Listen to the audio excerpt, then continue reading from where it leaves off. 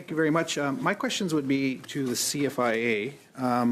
In 2012, the Canadian Food Inspection Agency created a Complaints and Appeals Office, sometimes known as the Redress Office.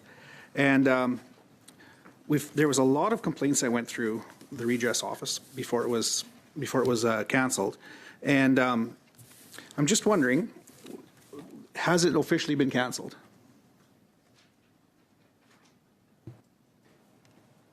Yes, I can confirm that the Complaints and Appeals Office. What is the new complaints mechanism? What is it called? There are a number of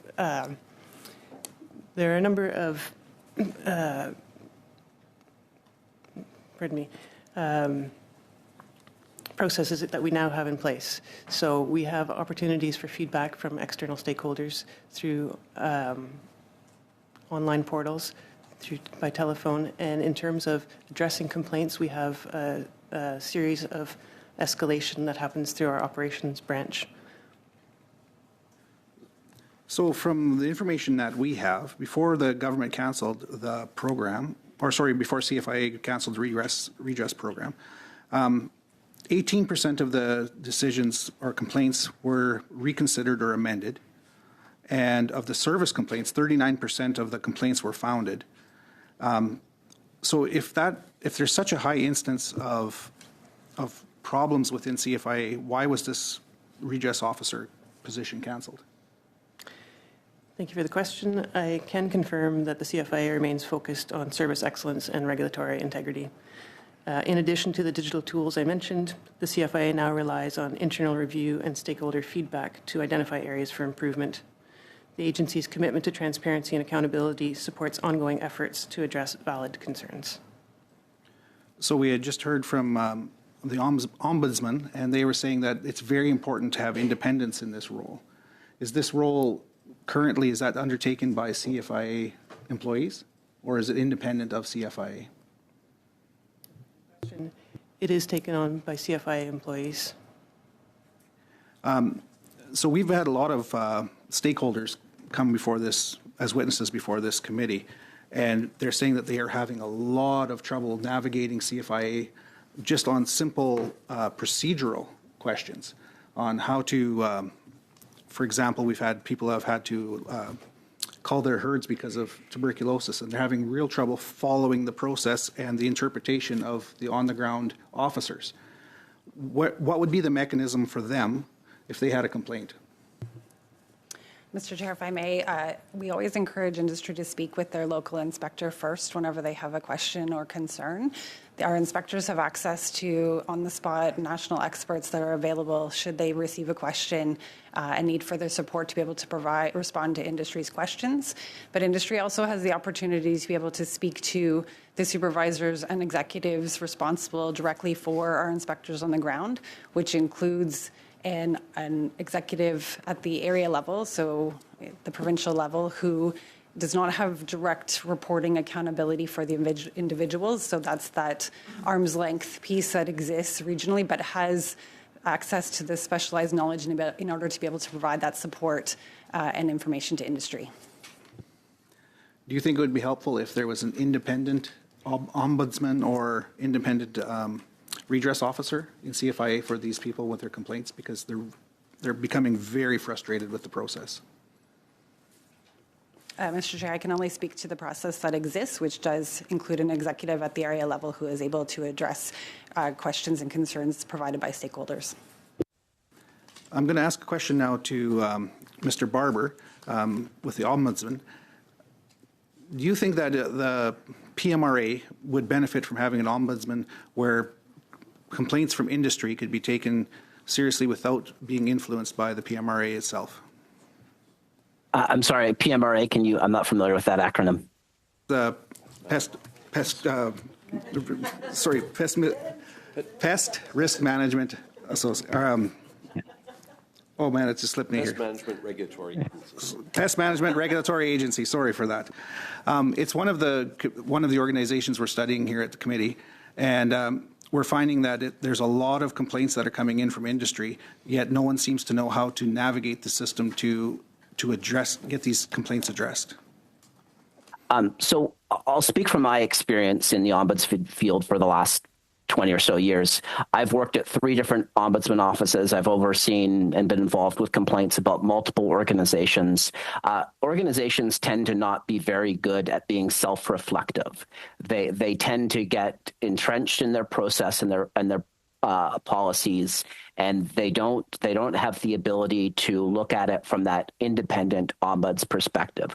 Why did you do something in this way? Why do you do this way? And maybe there's a better way of doing it. So that is that is why I think the independence and that fresh perspective that you'll get from an external organization coming in to take a look would be very helpful. And I'm not speaking just about the organizations in the sectors here. I would say that's the case for almost any large organization where you have lots of policies and you're dealing with the public. It's very, very beneficial to have that independent oversight.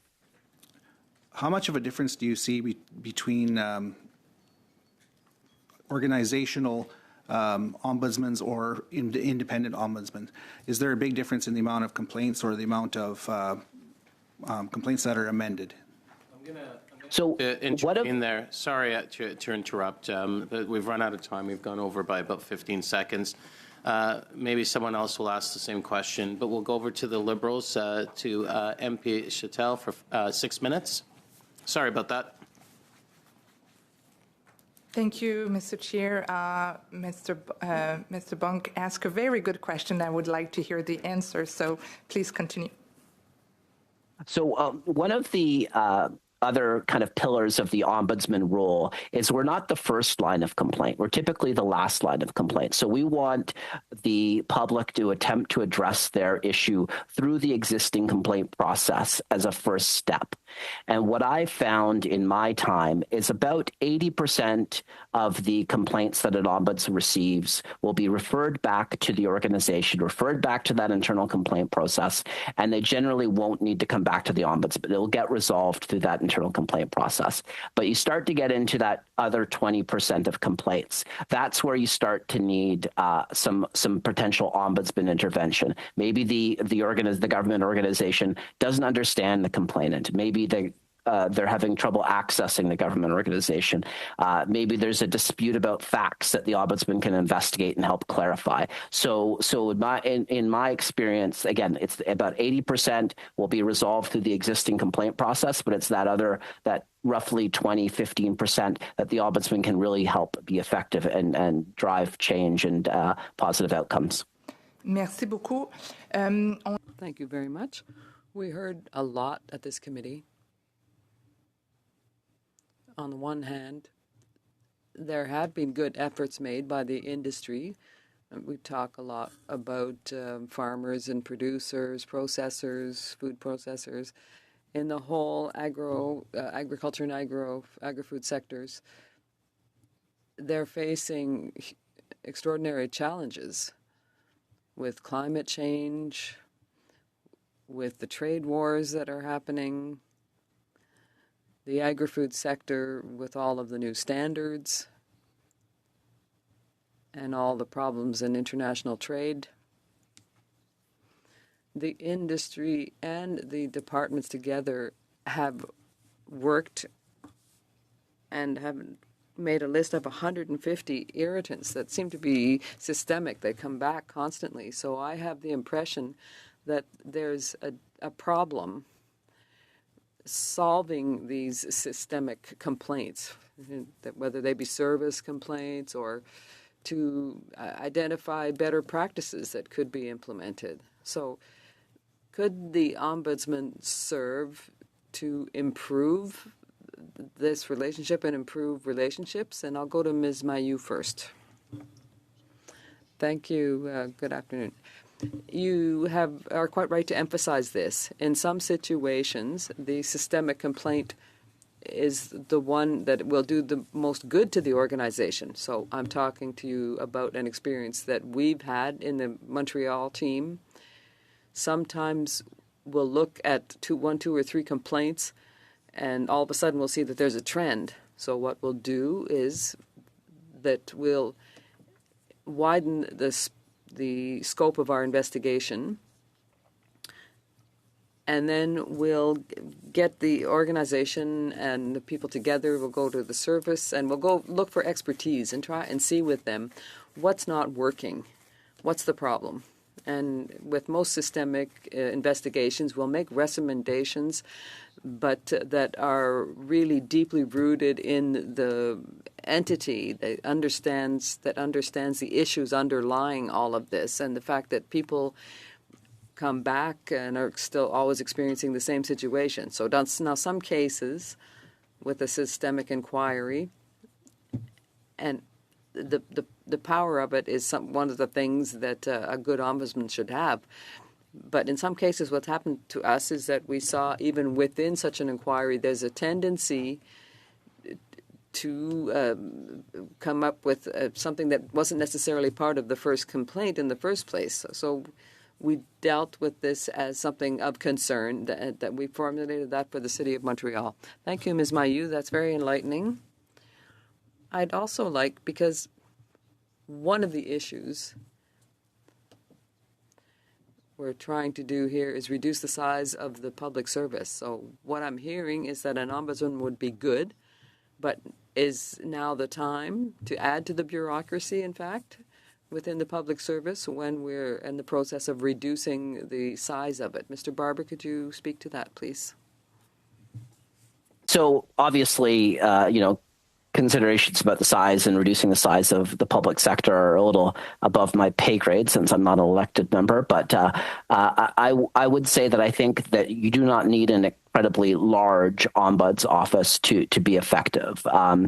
Ultimately, you need to make sure that the ombuds office is properly resourced in order for it to address complaints. But I don't think you necessarily need to expand dramatically, the number of full-time public service staff in order to staff an ombuds office. It's hard to estimate exactly the number that you would need, but as long as the office is well resourced and the internal complaint process that these organizations have are generally working well, the Ombudsman office can focus on those complaints that I mentioned earlier, the ones that don't get captured by that internal process, the ones that need the extra help with getting resolution.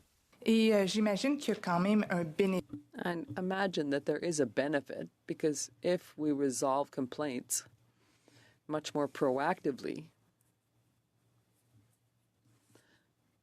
with a resolution to systemic complaints that would improve the department, that would be useful, and it would increase the productivity of our producers as well. So there's an economic benefit, but it still requires some investment. Ms. Mailloux, on this point, on the costs and benefits of an ombudsman office. Well, I don't have time. In 30 seconds, I apologize. Next, we'll go to Mr. Perron for 6 minutes. Merci beaucoup, Monsieur. Thank you very much, Mr. Chairman, and thank you to the witnesses for taking the time to appear today. Ms. Mailloux, I'd give you 20 seconds to answer Ms. Châtel.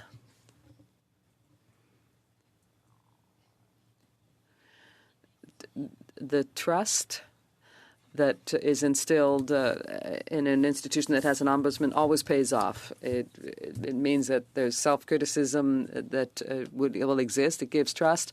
We don't need to have big teams to produce convincing results. Am I right, Ms. Mailloux, saying that we don't need a big team, but you have to have real powers to be effective? Is that correct? Yes, that's right. As an example, in 2018, the Trudeau government created an ombudsman for businesses outside of Canada, and there were a lot of speeches made about power and effectiveness, but when it was created, in fact, they said that they had no powers to act. So what's important is the power that you have. I would like to repeat one of your prior answers when you said that you found a systemic issue and you issued a notice of concern. So is that something that happens? Does something happen after that, or they just put it on the shelf? Well, when we want to have a clear impact, we function through recommendations. Most recommendations in the world do have the power to make recommendations, but it's not binding. So in my case, for example, the City of Montreal, I would say, has a kind of moral duty to look at the Ombudsman's recommendations. And I would tell you that in the vast majority of cases, the recommendations are followed. When we give a notice of concern, it's to serve the common good and help the organization. So I'm an ombudsman, I'm independent, and I'm there to have a critical look at some of the interventions that are brought to us daily.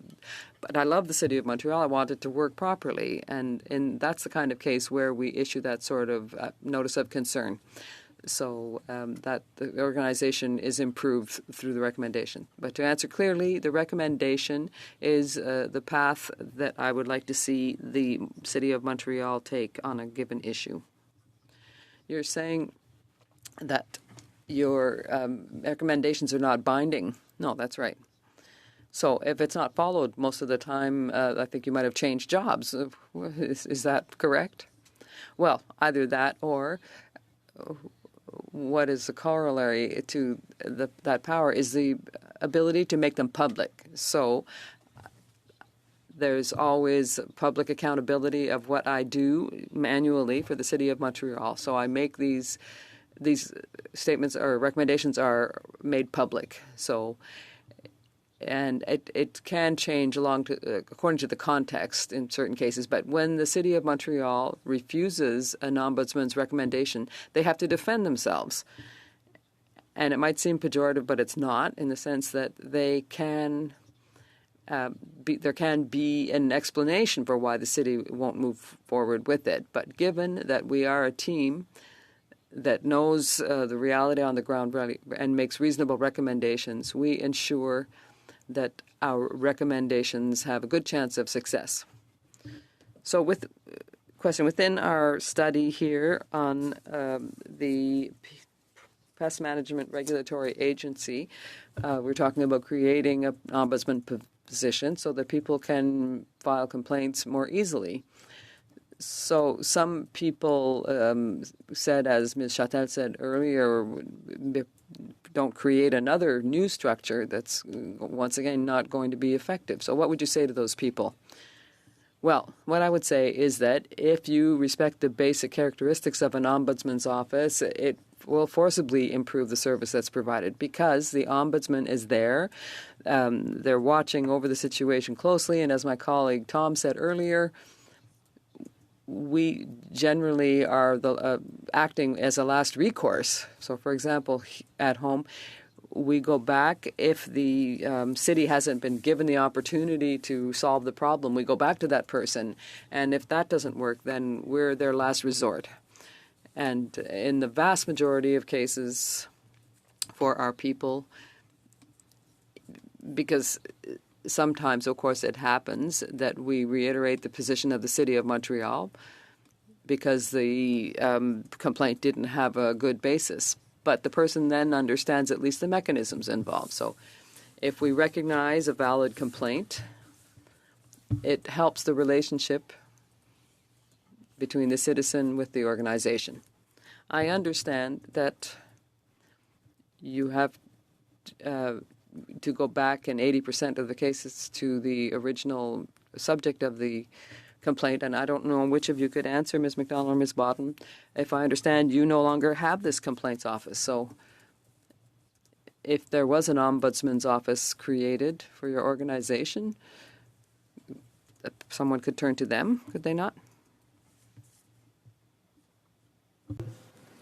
Mr. Chair, I can only speak to the process that exists right now, and we have structures and individuals in place, both at the local and national level, to be able to speak to stakeholders' questions and concerns, as well as we have additional internal structures, such as our Inspector General's office, that does help oversee the quality of our inspector delivery and implementation to help further support our efforts.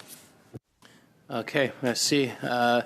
Monsieur Gourde, 5 minutes, s'il vous plaît. Merci, Monsieur le Président. Thank you, Mr. Chairman.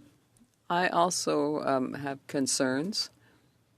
I've heard from my farmers and processors on the new reality of cloned meats, the fact that the government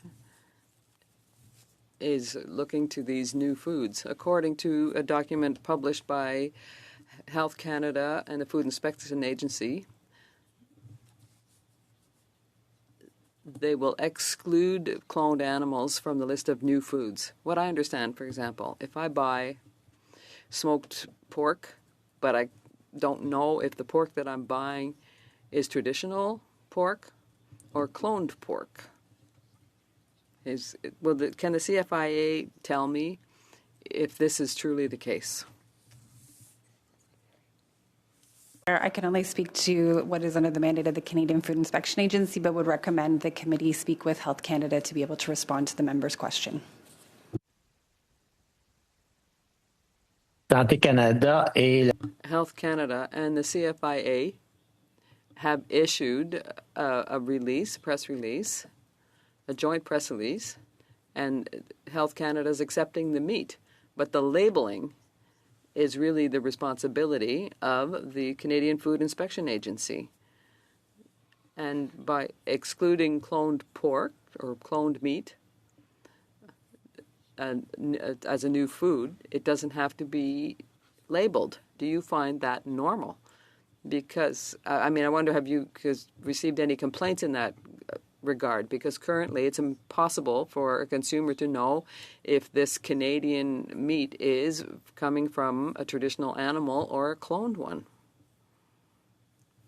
I can speak to the roles and responsibilities. Health Canada does set the requirements for this type of issue, and CFIA is responsible for enforcement and compliance. And I would offer that we could provide information in writing on whether any complaints have been received in this matter. la prochaine question va être pour Madame. My next question will be for Ms. Mailloux. If you receive complaints from consumers from Quebec and Canada, that means that they are not able to know if the pork that they've chosen to eat is cloned or traditional or organic. Do you find that that would be a complaint that would be valid to you? Well, Mr. Gould, you're getting me out of my comfort zone, I'll tell you that, but under the legislative framework that's been established for the Ombudsman, what I hear is something that appears to me an Ombudsman who would have that jurisdiction would be able to study or review. It happens to us to review complaints where people say that there's confusion. For example, with some regulations, the city's doing this, but they're saying that. And that's the kind of thing that we look at. But there's not much that we wouldn't study except for decisions taken by elected members of the City of Montreal. So, question. So you're saying that confusion with the labeling to know as to whether the meat is cloning or natural, it could be a complaint that you would undertake or you would accept. Well, again, this is not my area of expertise. There's no ombudsman in for that area, so I don't know what the legislative mandate would be if the person had one. But if that person did have it, it's indeed the sort of thing that an ombudsman could study. Mr. Barber, would you like to add anything to that as ombudsman on the same issue? I'll just echo what my colleague has said, that, yeah, it would be something that an ombudsman would look into depending on the mandate, and it would get responses from the organizations involved. It would study the regulations, study the policies, and it would make a determination as to whether or not there was anything unclear and basically help clarify the facts of whose responsibility it is, or if there's potentially a gap in responsibility, a gap in the regulations. That could be something else the Ombudsman highlights. Merci à tous les témoins. Thank you to all of the witnesses. That's all for me, Mr. Chairman. We'll go to the Liberals for 5 minutes. MP Dandino. Merci beaucoup, Monsieur le Président. Thank you very much, Mr. Chairman. My questions will be asked in French, and I'll begin with Ms. Mailloux. Baden rather. Could you say, because we're talking about your former mandate at the CFIA, is it possible to set out for us the kind of things that were under your responsibility when you were responsible for the redress office? I don't know what it is in French.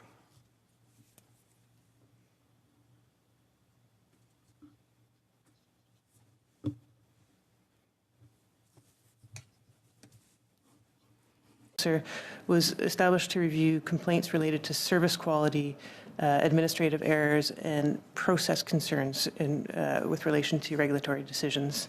So it did not have the authority to reverse or alter decisions. Instead, stakeholders looking to challenge a regulatory decision would be required to pursue formal legal mechanisms such as judicial review. Merci. Et est-ce que... Thank you. And the job that you were doing at the time, are they still tasks that someone's responsible for? So is someone else under some other part of the department responsible for those tasks today?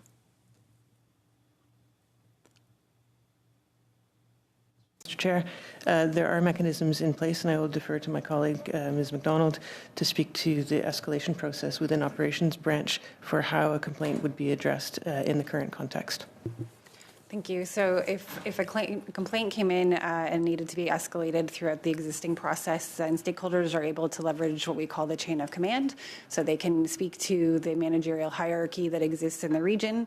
They can speak to the senior director, which is that arm's length executive that exists in each area that doesn't have line accountability for the inspectors but has the delegated authority to be able to make an inspection decision and in fact overturn one if it became necessary.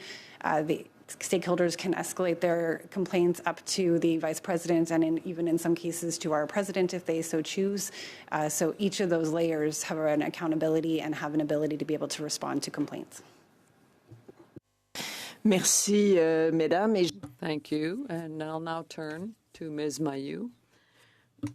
You heard how it works. Is this the kind of procedure that an ombudsman would undertake as well? Does that resemble an ombudsman's work? Well, what we do, and it generally reflects the practices of other ombudsmen. I am a legislative ombudsman, so we receive the complaint, and first of all, I'm not in.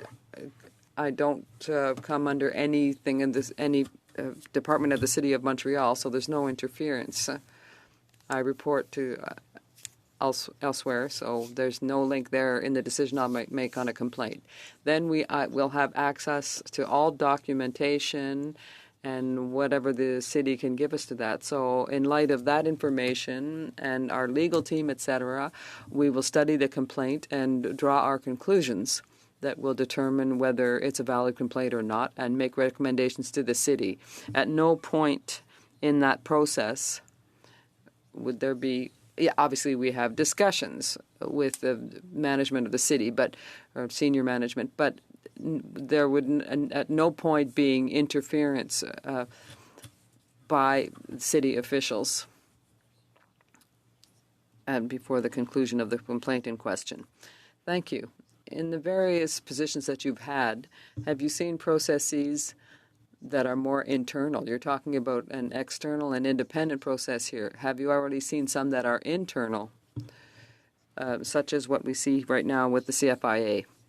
Well, I have seen internal processes, and I don't think that having such a process to deal with complaints, daily complaints, is a bad thing. On the contrary, I think that organizations it's in their interest to try and deal with these daily complaints, and that can be dealt with internally by those authorities. We consider ourselves, I like to say, independent rather than external, because we're all employees of the City of Montreal. But I report to the Municipal Council. So when I study a file, I'm not going to study a decision that I took or that my colleague took. I look at it with the perspective that is really from the outside. And it potentially, I'm not inside, and I wouldn't be at the source of the complaint. So I think that the fact of having an internal process. I gave you I gave an extra 20 seconds there. Mr. Perron, for 2.5 minutes. Merci beaucoup, Monsieur le Président. Thank you very much, Mr. Chairman. And I'm coming back to the CFIA and labeling again. The previous witness talked about seeds and new processes, and we think it should be labeled because people want to know what they're buying, and producers want to know what they're buying too, and organic producers want to be able to certify their production. So it's the same thing for cloned meats. And now you've decided to authorize this thing, and it seems to me that it's failing some of your responsibilities in terms of transparency. There are a lot of people on the ground who came to say to us that there's a lack of transparency there. What would you answer to that? That I'm here to speak about our complaints and appeals office and the questions associated to what that process looks like now. But what I can offer is that we do have a group called Ask CFIA who are there to provide support and answer questions to stakeholders and consumers as it pertains to labeling, so that they can understand what the regulations and any changes that have been put in place mean to them and their businesses. Merci pour la réponse. Thank you for the answer. So if there's one group that's in charge of labeling, I think that you should send them a memo to let them know that there are things that are slipping by them. We're here to talk about the complaints office. There are several agricultural producers who are complaining about uneven inspections, that from one inspection to another, depending on which inspector is there, what day it is, there seems to be inequalities in what's being requested. So there's just some inconsistency in the standards. And I imagine that you're aware of that situation. You have complaints that have been filed with your internal processes. So how do you deal with that? Is there an internal process to go and see your inspectors and compare the work that they're doing? If there's one that's more demanding than another, that doesn't seem to be fair. We do have what we call the Inspector General's Office. They are responsible for overseeing the quality of inspection and delivery, and so they have actual verification officers who will go out and conduct a verification and audit, if you will, of the inspectors as they do their duties in accordance to and compare it to the actual guidance that is written. I can confirm inspectors are to follow the same 4 steps for their inspections. So they prepare for the inspection, they conduct the inspection, they communicate the results, and they conduct follow-up to ensure that any corrective measures have been taken. However, because of the wide variety of products that we inspect, whether it be food, plant, or animal, there are sometimes differences in the information that is asked for in order to be able to verify compliance. Thank you very much. We're going to do a quick 1 minute each, because I know there are a couple of wrap-up questions people would like to do. So, Mr. Epp, 1 minute. Thank you, Mr. Chair. My colleague tabled the statistics on the results from complaints up until the dissolution of the Redress office. Can you table with this committee, please, the last 5 years' worth of complaints internally, how they've been handled, what the resolution is, the numbers, etc.? Thank you. Secondly, are you aware of the report that the CFIB, Canadian Federation of Independent Business, has done on the service that the business community feels that they receive from CFIA? Really short answer. No, I cannot speak to that. Share with the committee that the top line results are that 58% of the business community is not happy with the service standards. It is publicly available, and I would encourage you to address the CFIA because there's a lot of data in there on specific areas of service complaints from the business community. Thank you. 1 minute to Mr. Connors. My question is to Mr. Barber, and my question is just simply, and this will come from industry people, is an ombudsman another layer of bureaucratic red tape? What would be your response to that? No, absolutely not. So the ombudsman, whether or not you choose to come to the ombudsman, is completely the choice of the member of the public. We're here if you need us. If you don't want to use us, then you're free to try and resolve the issue on your own. 1 minute. Merci. Encore aux gens de... Thank you once again to the CFIA. The two ombudsmen we have with us today, I find them very interesting, and they seem to have a positive outlook on the organizations that they supervise. So do you think it's a good idea to have an ombudsman in your establishment or your department for dairy producers, for example, who complain about uneven inspections?